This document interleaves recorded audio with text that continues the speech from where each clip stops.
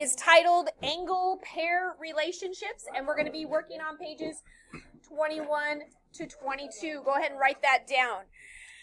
Devontae, do you need to step outside for a minute? No. Okay, bring it down a notch. All right, you're going to need 2 highlighters if you got them, or if you have 2 writing utensils, that will work as well. And your tracing paper. So it says Marcos was walking home after school when he noticed a pattern of parallelogram tiles on the wall of a building. Marcos saw lots of angle pair relationships in the tile pattern, so he decided to copy it into his notebook.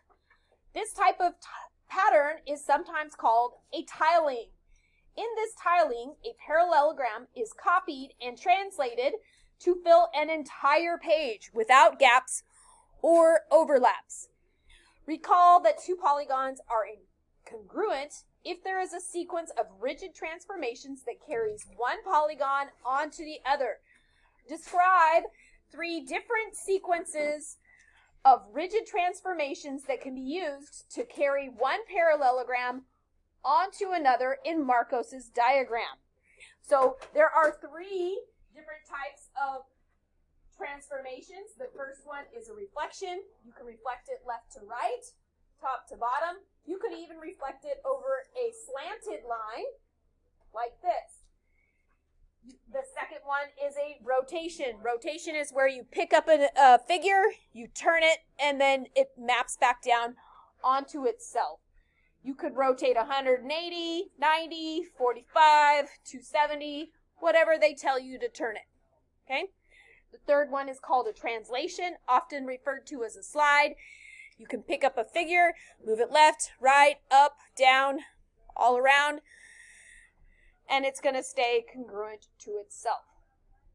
Part B says, consider the angles inside a single parallelogram from the pattern.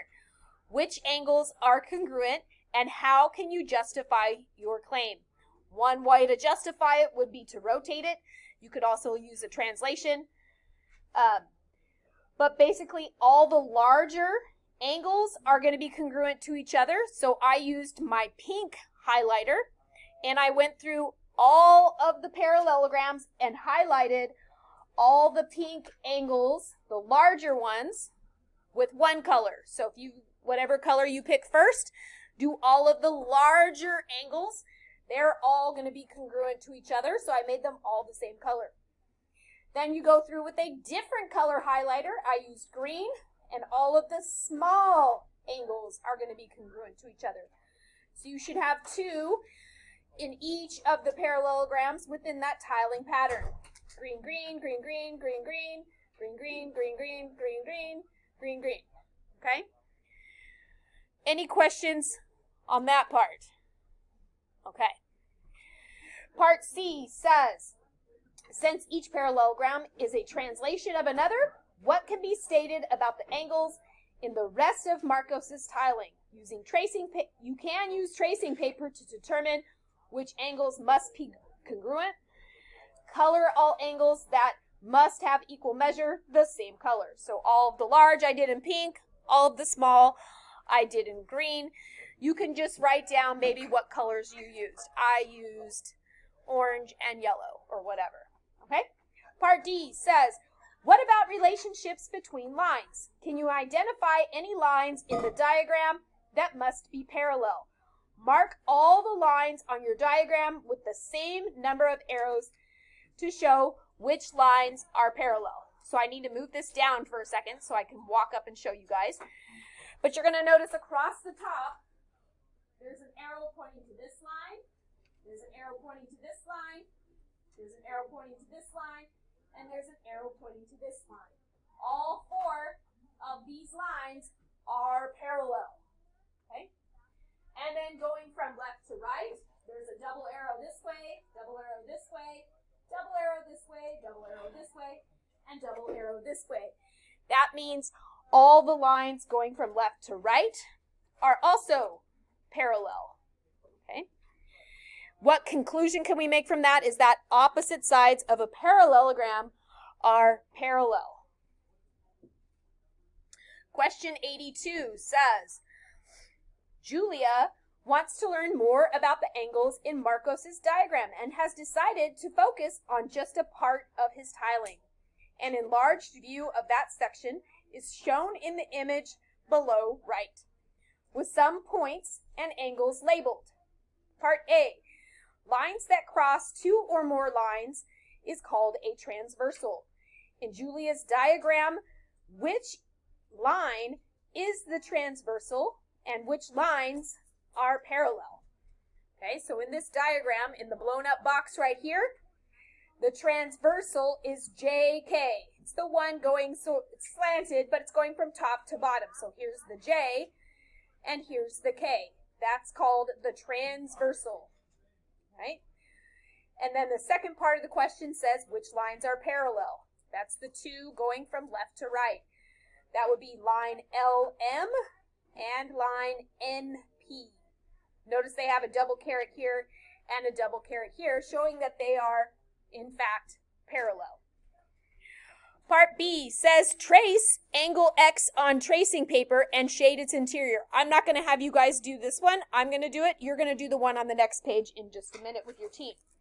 Okay, so you're going to trace angle X on tracing paper and shade its interior. Then we're going to translate X by sliding the tracing paper along the transversal until it lies on top of another angle and matches it exactly. Which angle in the diagram corresponds to angle X? Okay, so I traced my diagram. I put in angle X. I'm going to translate it along the transversal. See how I'm sliding it? And I'm going to see which angle it corresponds to. It's this one up here in the top. So if I move my little tracing paper away, there's an angle B right there. So we're going to say that angle B corresponds to angle X. Angle B corresponds to angle X. It says in this diagram, angle X and angle B are called corresponding angles. They're in that same position as you move along that transversal, because what is the relationship between angle X and angle B? They're going to be congruent, and they can copy each other. They match perfectly on top of each other. So let's see if we can figure out what other angles would correspond. So what if we started, I can't read it on there. So what if we started with angle Y? And we translated angle Y up here. Which of the angles up top is it going to correspond to? Angle C. I don't know who said that, but that is correct. So follow angle Y up the transversal. It's going to map onto C. What if we started with angle Z? Put your finger on Z. Slide up the transversal. Which of the angles at the top does it correspond to? D. Good. Good job. One more. Angle W. Put your finger at angle W. Translate up the transversal. Which angle does it map onto? A. Good job. Okay. Let's see if you're correct. Turn over to page 22. And it's going to list the corresponding angles formed by the parallel lines. So the corresponding angles in Julia's diagram in problem 82 are congruent because they were formed by translating a parallelogram. They want us to name all of the other pairs of corresponding angles in Julia's diagram from problem 82. You guys just did it because you're awesome. Z mapped to D, Y mapped to C, and W mapped to A. Okay, so those are the other three than the first one that Julia did, the X to, I think it was X to B, right? Yeah, X to B. All right, part B says, suppose that angle B is 60 degrees. Use what you know about angle pair relationships to determine the measures of all the other angles in Julia's diagram. All right, so if B is 60 degrees, we know that its corresponding angle X is also 60 degrees. And the vertical angle to X is Y. So across from X is Y is also 60 degrees. And vertical to B is angle C. So it just so happens there are 4 angles that are 60 degrees. There's B, X, Y, and C. Okay?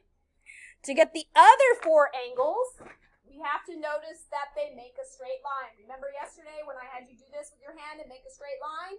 Okay? If we make a straight line, they're a linear pair and they're also supplementary. Okay? Straight angle, linear pair, and supplementary, those 3 words always to go together. And that means they add up to how many degrees? 180. Good job. Okay. So instead of adding, we're going to start with 180 and we're going to subtract the angle that we know. So we start with 180, we subtract the 60, and we get 120. Hopefully you can do that one in your head. If not, punch it in your calculator. Okay? That means the other 4 angles are all 120 degrees. Angle A is 120 degrees, angle D is 120 degrees, angle W is 120 degrees, and angle Z is 120 degrees. Okay? As long as you have parallel lines, you can figure out all 8 angles. 4 of them are going to be the same. The other 4 are going to be supplementary, meaning subtract it from 180. Okay? As long as those lines are parallel. Okay? Which brings us to question 84. Question 84 you're going to do in your teams of 4. It says, so far you have investigated transversal lines that cross pairs of parallel lines. However, transversal lines can cross any pair of lines, not just parallel ones. Frank wonders whether corresponding angles are always congruent. For parts A through D below, use your tracing paper to determine whether the corresponding angles are congruent. Then, if you have enough information, meaning some of them you might not have enough information, determine the angle measures for X and Y, and state the angle pair relationship. So you're going to take your tracing paper, you're going to lay it over the figure, you're going to trace it just like I traced mine on the other paper, and then you're going to see if when you translate it, it matches up to X. And if it matches up to Y, if it does, great, write down the angle measure. If it doesn't, see if it's supplementary. If it's supplementary, subtract it from 180. If it's not supplementary, then you do not have enough information. You guys are going to answer A through D in your teams of 4, and you should notice something about their lines. Some of them have parallel lines, some of them don't. So when you get to question 85, you're going to see if you can write a conditional statement. Conjectures and theorems are often written in the form if-then. A statement in if-then form is called a conditional statement. So for part A, you're going to write that conditional statement using if, blah, blah, blah, blah, blah, then, and they even give you the then part. That's nice of them. And see if it's true if the corresponding angles are congruent. What about the lines would make and force the corresponding angles to be congruent? You can prove it, and you can say, I used my tracing paper and proved that blah, blah, blah, blah happened. Okay?